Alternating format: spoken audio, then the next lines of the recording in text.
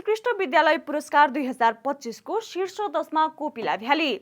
सुर्खेतको वीरेन्द्रनगर स्थित कोपिला valley school विश्वकै उत्कृष्ट विद्यालय पुरस्कार 2025 अन्तर्गत वातावरणीय कार्यविधामा विश्वका उत्कृष्ट 10 विद्यालयको सूचीमा पर्न सफल भएको छ।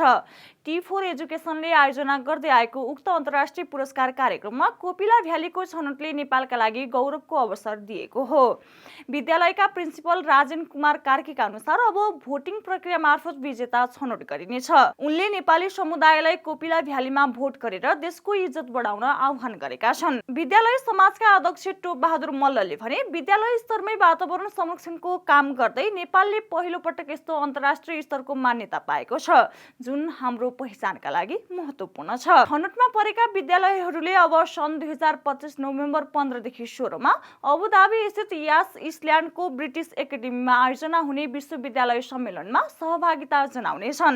टी4 एजुकेसनले वातावरणीय कार्य, नवप्रवर्तन, समुदाय सहभागिता, चुनौती पार गर्ने क्षमता र स्वस्थ जीवनशैली जस्ता 5 विधामा उत्कृष्ट विद्यालयहरू चयन गरेको हो। सम्मेलनमा 50 भन्दा बढी देशका प्रतिनिधिहरूको सहभागिता रहनेछ।